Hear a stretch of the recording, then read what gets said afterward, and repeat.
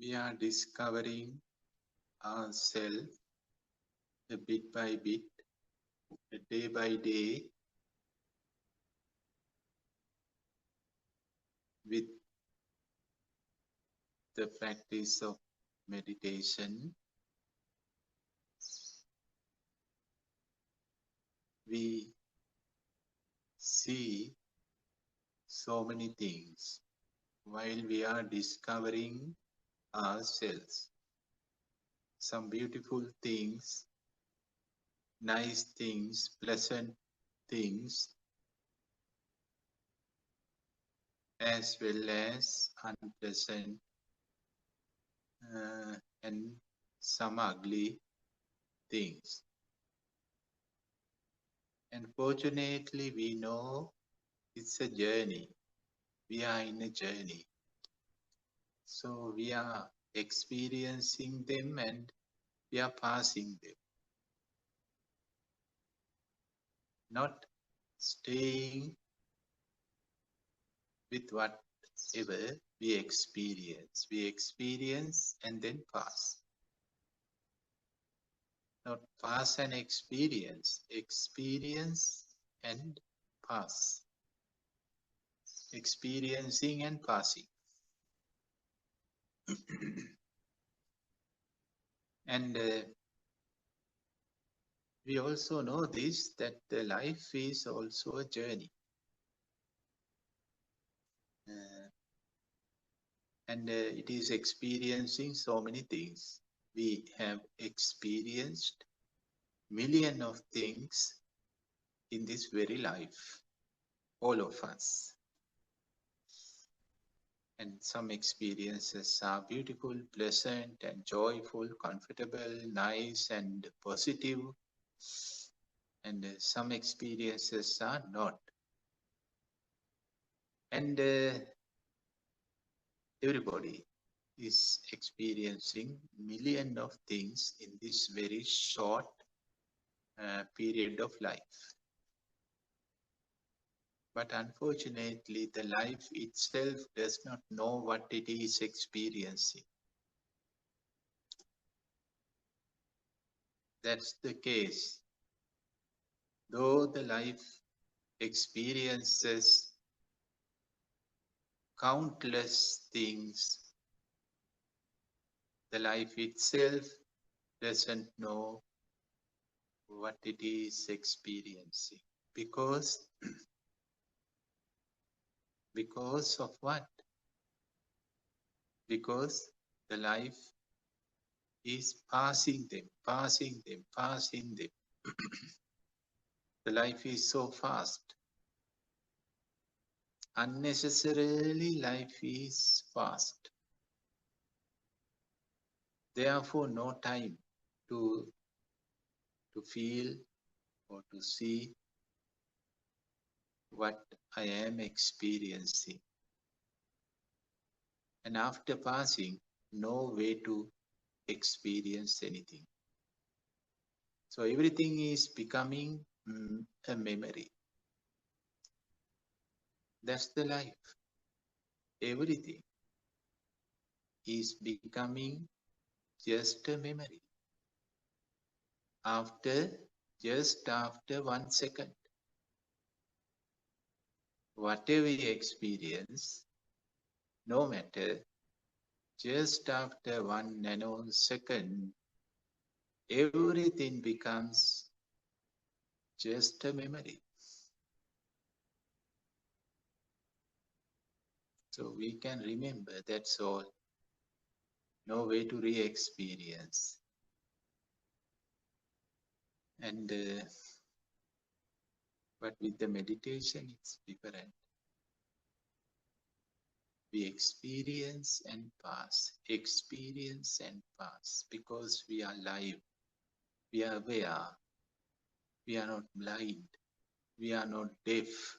With the awareness, we are conscious.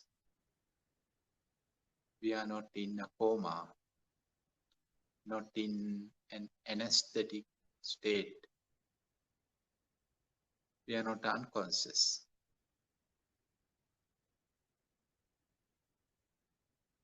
Only then one can say that we live. Just imagine if somebody is in a coma since the birth. Can he or she say that he or she is living? Or if somebody is unconscious? And can they say that they are living? Or if somebody is in a deep anesthetic state, is not living? Or somebody is in a deep sleep, again, no living. Living is over. Unfortunately, dear friends, most of humans are in one of those situations.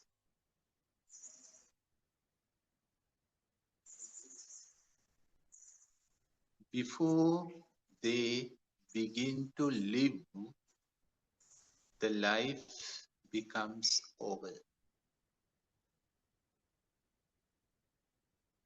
Before they begin to live, the life is becoming over. The life comes to the end. Then anyhow, no time to live. Only deep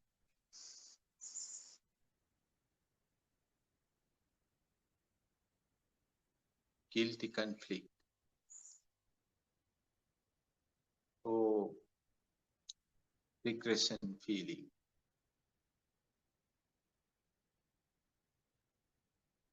Anyhow, dear friends, with meditation, we begin to feel that we are living.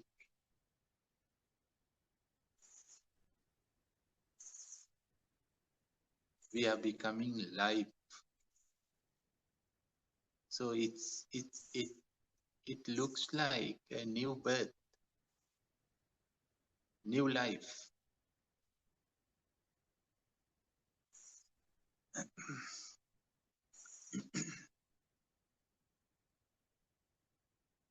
And that's the miracle of meditation.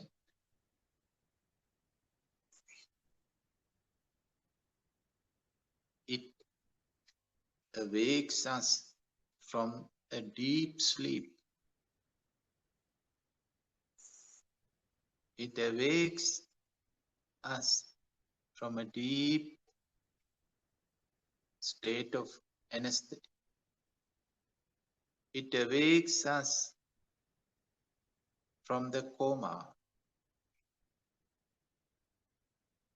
It awakes us from a deep unconscious state. And nothing else can do this miracle.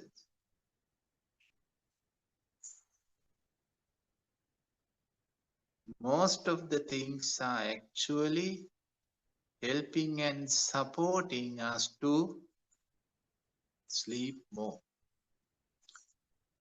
go to a deep sleep, to become more and more unconscious, more and more anesthetic, to go deeper level of the coma. So meditation goes to other direction, upstream. That's why it is a bit difficult.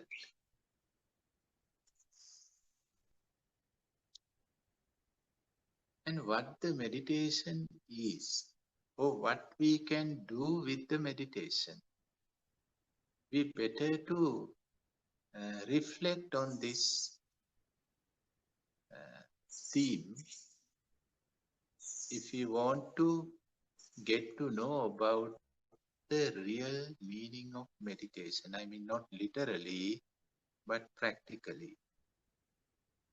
What the meditation is, or what we can do with the meditation,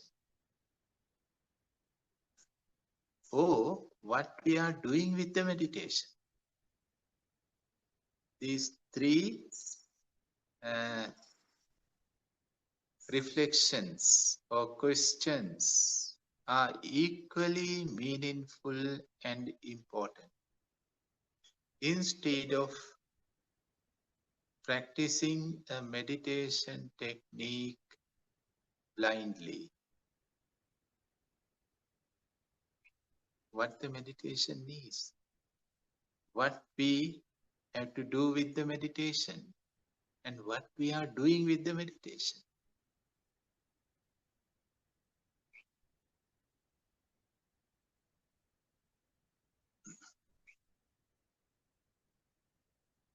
And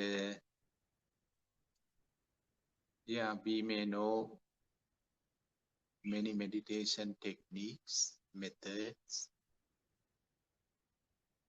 and we may have a lot of information about meditation because a lot of reading materials are there, audio materials are there, video materials are there. Therefore, easier to get to know about whatever in this modern world. We don't have to go anywhere to learn, to get some knowledge. Meditation too. And therefore we think the meditation is something to be learned by reading, by listening. It's a subject to learn. And we meet many who are reading about meditation and listening about the meditation. And they think that they are meditating, they are meditators.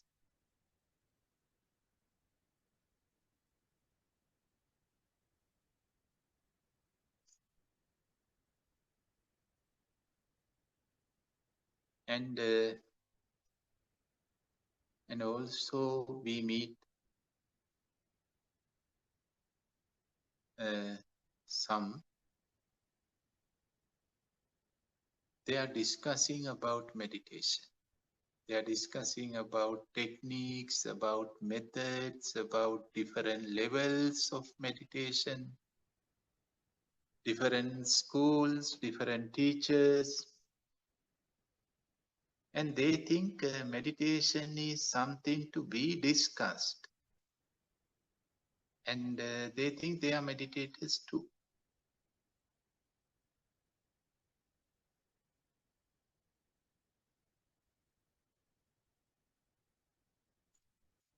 And also there are some who are worshipping to meditation. They always worship to the teachers, to the masters, to the doctrine, to the teachings, to techniques, and they think that's the way to respect to the practice, respect to the meditation, and they think they are meditators too. In this way, dear friends, we can see a couple of groups. They all are believing that they are meditators. And some people think that meditation means just sitting and sitting like a statue and doing things slowly. Anyhow,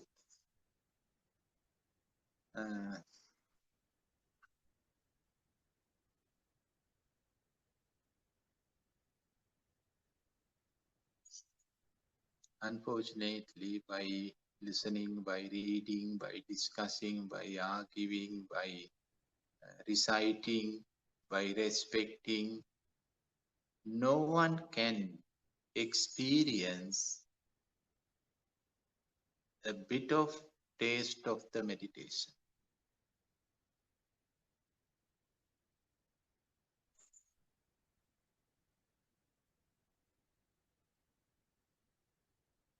All are mind games. All are intellectual games, mind games, theoretical and logical games, and emotional games. That's all. The meditation is not there. So no awakeness. We are becoming more and more unconscious.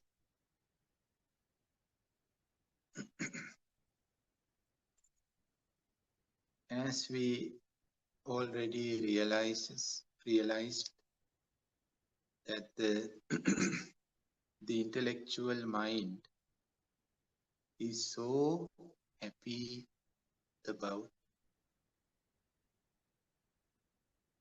theories. That's the food for the mind. The mind needs food, especially for the intellectual mind. The food for the intellectual mind is information.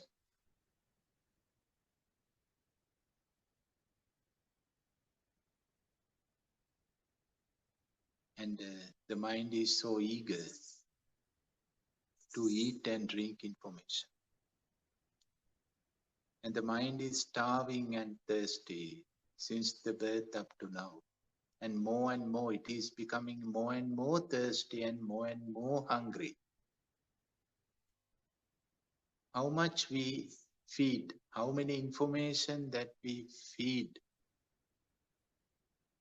that much the mind becomes hungry and thirsty. Not like the body. The body is so innocent, so genuine, so direct, and so honest. If you feed to the body, then the body says, I am enough. It's enough. I'm not hungry anymore. I'm not thirsty anymore. Thanks. At least for a couple of hours. But the mind is different.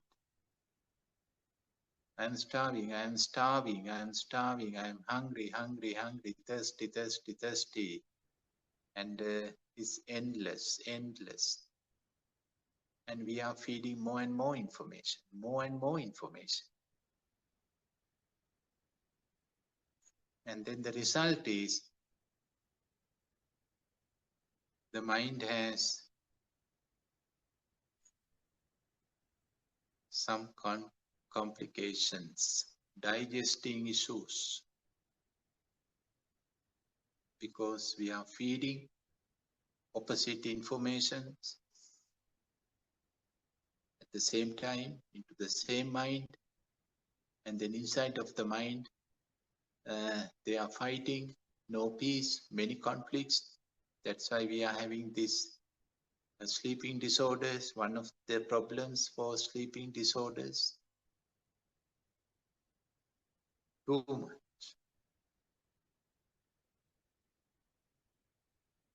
Psychological digesting difficulties and issues.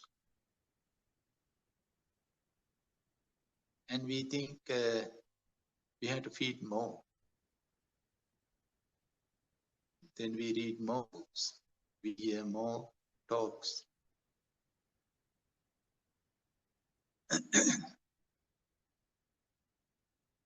How many books inside of our head? How many books? How many audio clips? Video clips?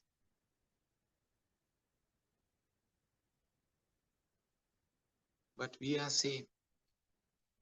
We are same, maybe worse.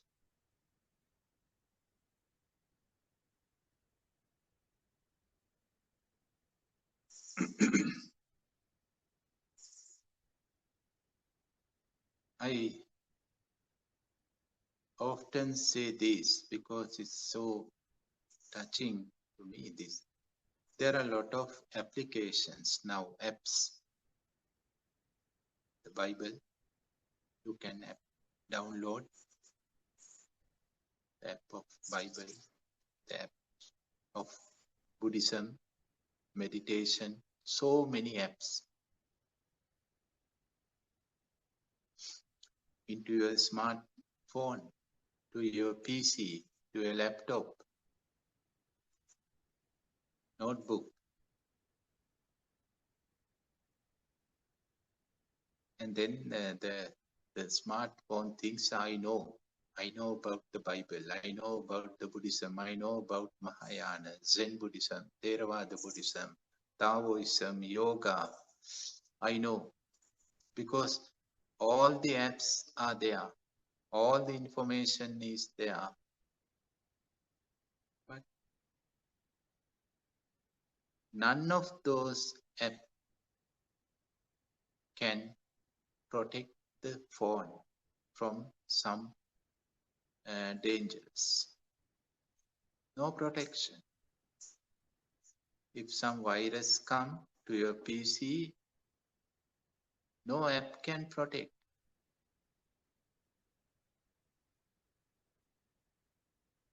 They say, I don't know. It's your responsibility. I'm sorry.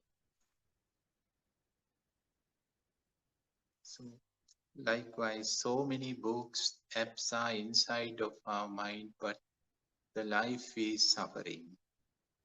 The life is going through so many disasters. But intellectually we know everything.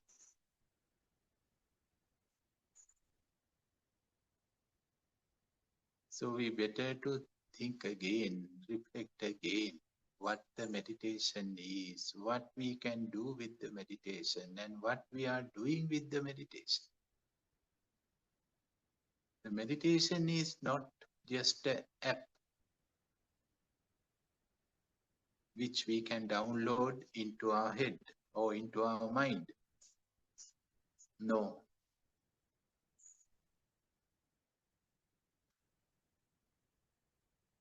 It should be part of our heart. That's a different thing. We cannot download any app into our heart. We cannot download any information. The heart is not like a hard disk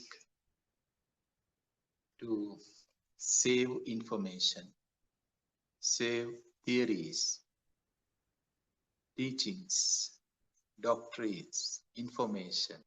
No.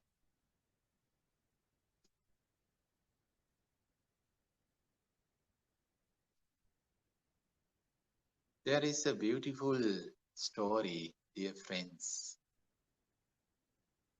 Once a beautiful girl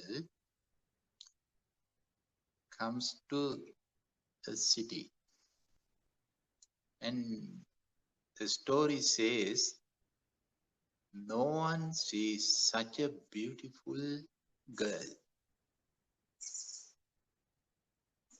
and therefore most of young men follow her, and many proposals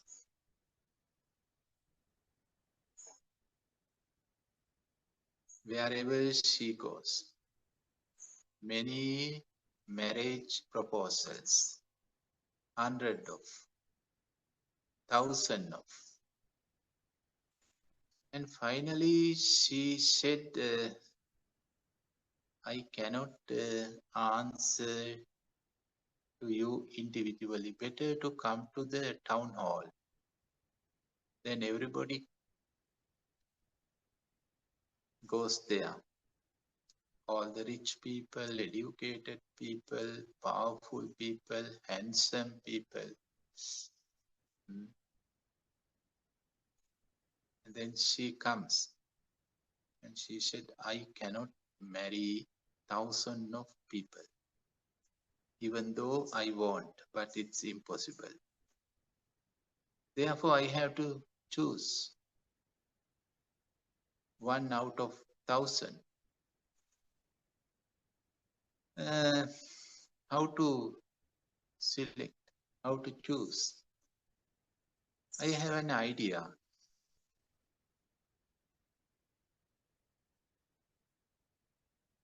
I have an idea. What you have to do is the Heart Sutra. You can, if anyone knows the Heart Sutra,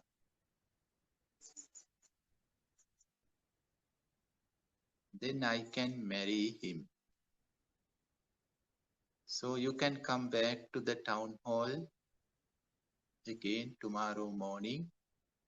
Only people who knows the Heart Sutra. Heart Sutra is one of the very famous and profounding discourse in Mahayana Buddhism, in Chinese Buddhism, mainly Chinese Tibetan Buddhism. Then you can imagine what happens to the city, poor city.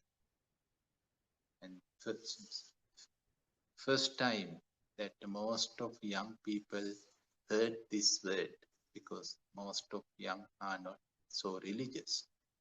So immediately they went to temples, to monks and to the bookshops, and they want to buy the Heart Sutra, and they want to learn the Heart Sutra the whole night. But everybody can't do. So next morning only 300 young people are there in the town hall. Then the girl comes again. She's so beautiful. And she said, oh, good, 300. Even I cannot marry 300 people. But thanks, you all of you know the Heart Sutra. So now I have to do another selection. I have to filter you. If somebody can understand the meaning of Heart Sutra,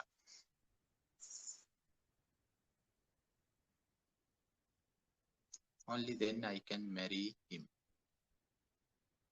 So come back tomorrow. And then they try to understand the meaning of Heart Sutra. And it's not easy. The Heart Sutra is not giving any direct teaching. It says the form is empty, the emptiness is form. Some contradictions are there, but the central teaching of the central message of the Heart Sutra is everything is empty, empty, empty. So they are trying to understand the real meaning of Heart Sutra, but very difficult. Only one could understand the real meaning of Heart Sutra out of 300. Who knows Heart Sutra? All 300 people know about the Heart Sutra. But only one can understand. And he comes there. Next day he comes to the town hall. Only one person. It's empty now, the entire town hall, because they cannot enter into the town hall because they don't have any understanding about Heart Sutra, only one. And then the girl comes again. She's so beautiful, more beautiful than previous days. And then the girl asks, oh, only one. Do you understand the meaning of Heart Sutra? He says, yes, yes. How nice. Then I can marry you. Then he says, I don't want to marry you. I wanted to marry you, but after understanding the message of the Heart Sutra, now I don't want to marry you because your beauty is empty. You are beautiful, but it's empty. Your body is empty. It was so attractive. But when I see you through the Heart Sutra, it's empty. It's nothing. So my desire, yes, I had a great desire to be with you, to marry you. I was so mad. I couldn't sleep last couple of days. I thought if I couldn't marry you, then no meaning. Better to die. But with this understanding, I am not like that. I am a new person now. I don't have any desire. But thanks. I really grateful for you because you direct me to understand the truth. Dear friends, the meditation is something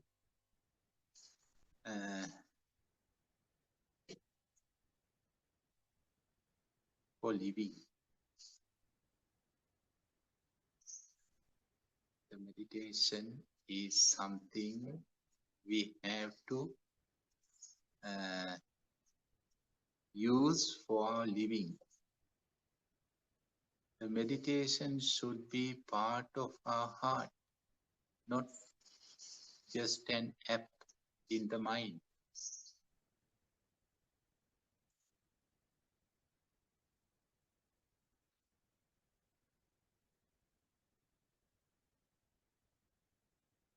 So whatever is becoming a part of the heart, then it becomes a part of the life. But how many things become part of the mind? They don't become part of the life.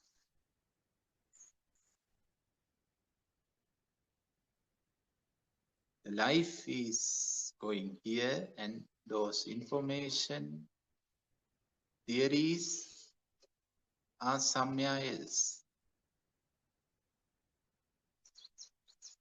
And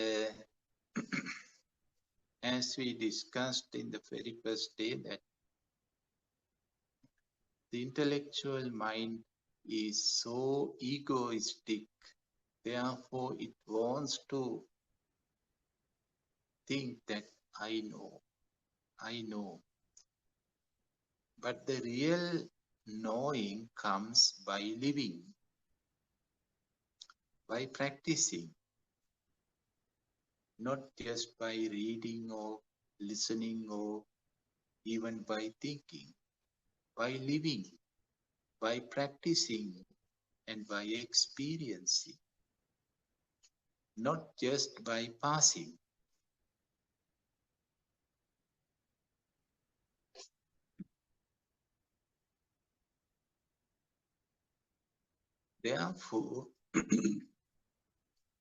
Therefore, dear friends,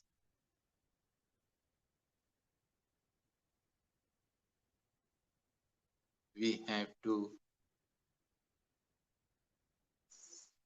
practice meditation with the heart,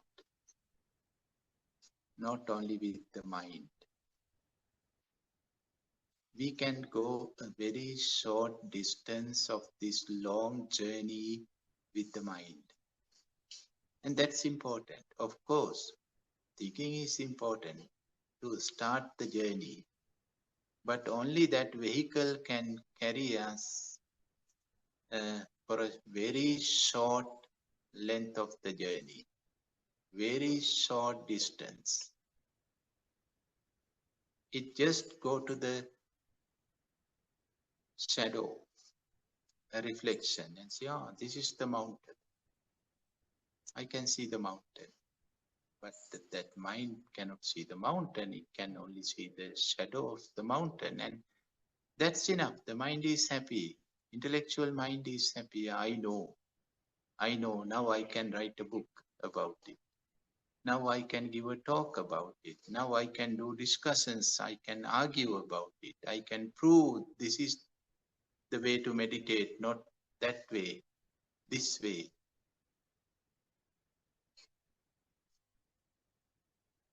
The heart is crying, not laughing. The mind is different, but the heart is crying. The heart says, don't cheat me. Please do not cheat me. Let me practice. Let me experience the meditation. The heart wants to experience it. The heart doesn't want so many theories, so many discourses, so many discussions, so many information.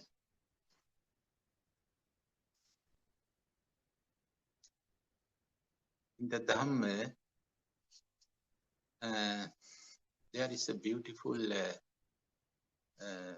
poems in one of the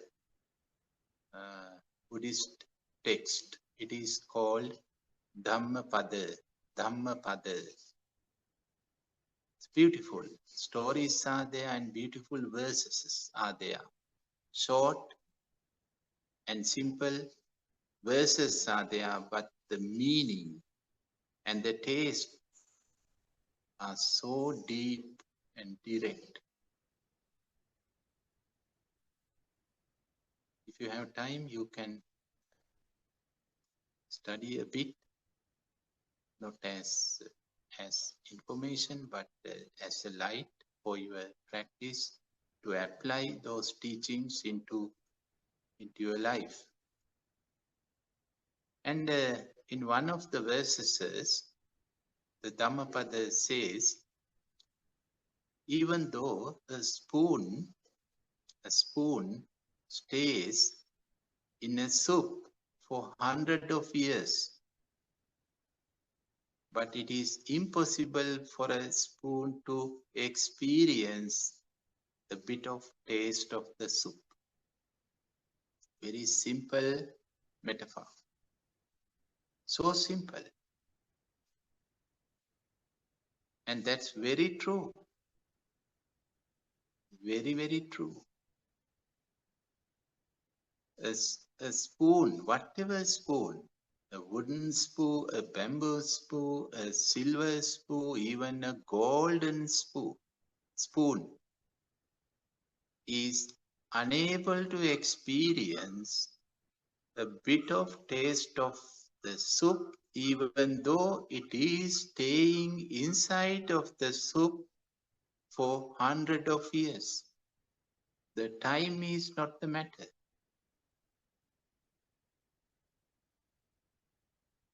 Maybe that spoon thinks, so I should stay longer. Then I could experience the taste of the soup. No, the time is really not the matter. It is impossible.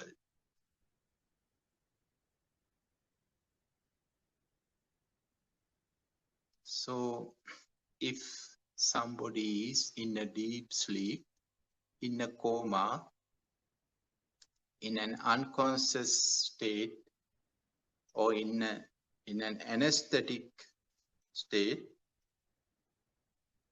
it's impossible.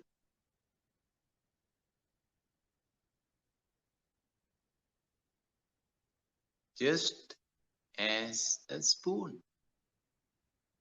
Same.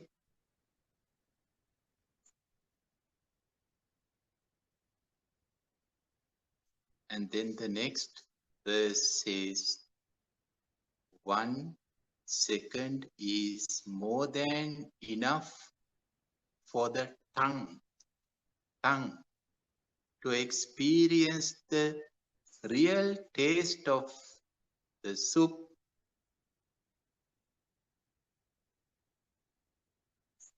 1 nanosecond is enough for the tongue, because it is life, it is awake, it is conscious, it is aware, and no spoon can be aware, no spoon can be awake. It's impossible.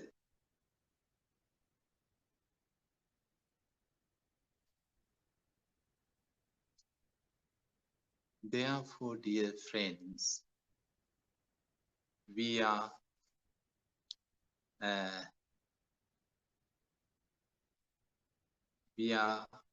applying meditation into our life. We have to apply the practice into our life. We have to experience it.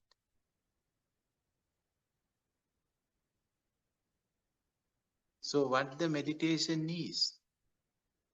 Meditation is something to be experienced, not to talk, not to discuss. It's not an intellectual subject to be discussed or to argue. Let intellectuals do all those things, but as meditators, we are meditators. So as meditators, let our heart experience the practice, the taste of the practice. The intellectual mind is like a spoon, maybe a silver spoon, diamond spoon. Some intellectual minds are like diamonds, so bright, maybe wooden, but it doesn't matter. No way to experience the taste of whatever. That is impossible. But the intellectual mind can speak about the taste of meditation. That's a different thing.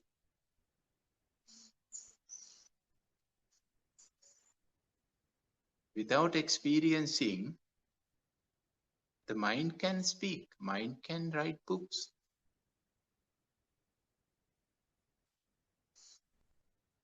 Once I met a very popular writer. He wrote a couple of books about psychology and positive thinking and cognitive counseling, so and so. And also the benefits of meditation, benefits of mindfulness. And time to time we meet each other in conferences, in seminars. And I asked him to come to here to meditate for a while. And always he says, no time. Because he has to write books.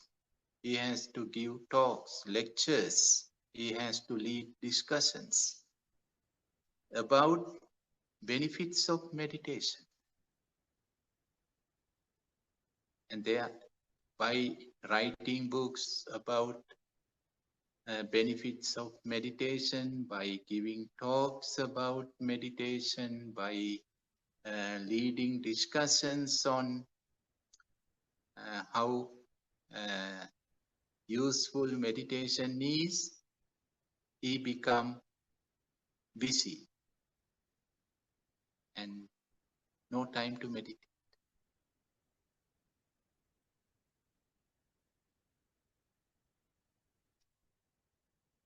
Also, we meet people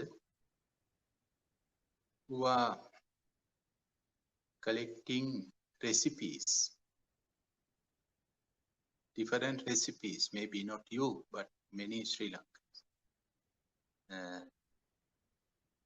They have collection of food and drinks recipes.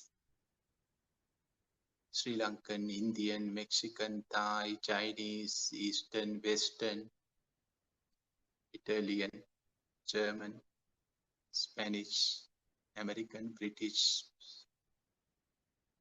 and no time to experience the taste, but they know what is the name, what are the ingredients, how to make, how to cook. They know, but no time to experience. No recipe can give you a bit of taste of the food, bit of taste of the drink. Even though you know million of recipes, how poor we are. Therefore, the heart is not laughing, it is crying.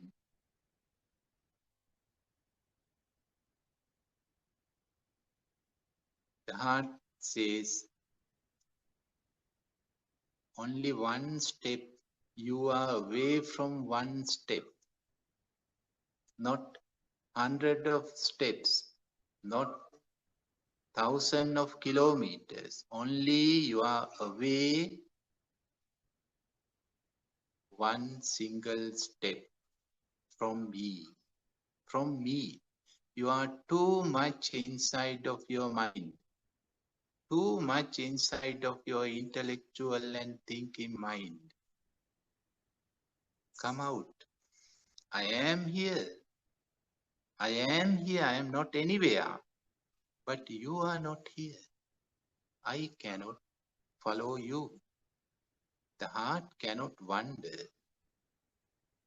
Heart cannot go behind us wherever we go psychologically.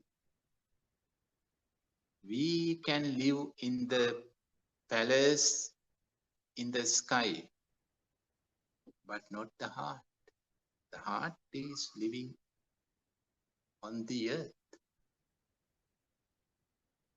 So the heart says, come back to the earth. I am here. I am here. Come back. Be grounded. Then you can get everything. The meditation says, I am here. Experience me. Eat me. Drink me. Digest me.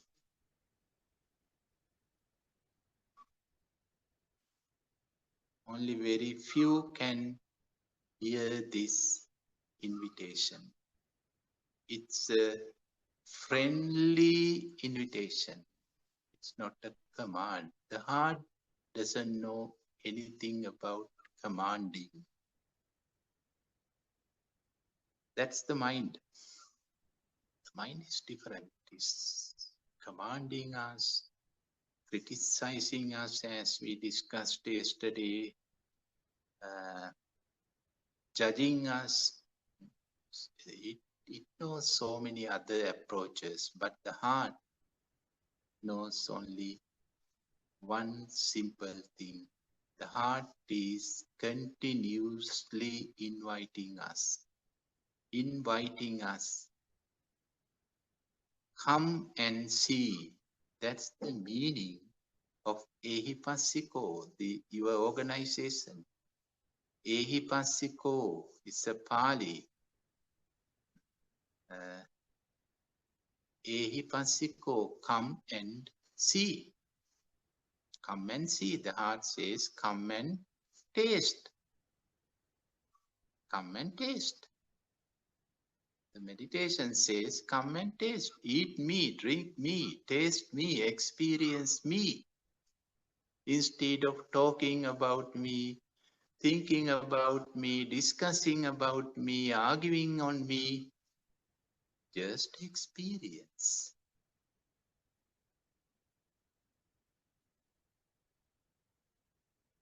The heart is crying not because it is suffering. The heart is crying because we are suffering.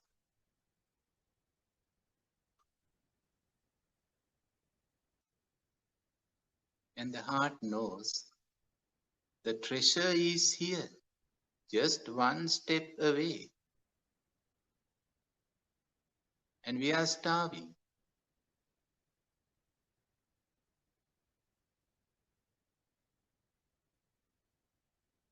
So, dear friends, be happy. Be happy to have this opportunity. Be happy about your decision to come to this retreat, to practice meditation. Be grateful for your spiritual friends who invited you to come. Be grateful for Ehipasipo to organize this retreat. And be grateful for yourself.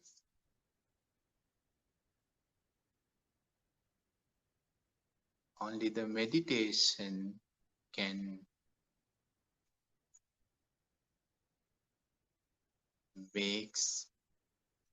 make a live tongue. All the other theories make things like spoons. Beautiful spoons. Small, big spoons. They can serve others without experiencing the taste. First, be a tongue. Then we can be a spoon to help others.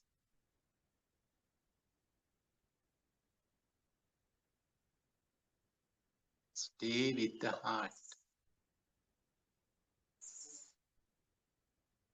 When you are staying with your in-breath and out-breath, consciously, you can feel your heart. But of course, in the beginning, memories come as we practice today. Memories come, and some memories bring some pictures and some emotions. Yeah, we have to go through them. We cannot avoid them. We cannot bypass them. We have to go through them. Let them come. Let them come. But don't misidentify them with yourself or with your heart. They are not coming from the heart. They are coming from some deep unconscious layers, status. But let them come. Let them come. Be aware and stay with your in-breath and out-breath. Experience your breathing. The breath is to experience, not to talk, not to discuss, not to argue, not to write books. The breath is something to experience. By experiencing your breath, you experience the present. By experience the present, you experience the joy. By experience the joy, you enter into your heart. The joy is the gate of the heart. the real joy, the true joy.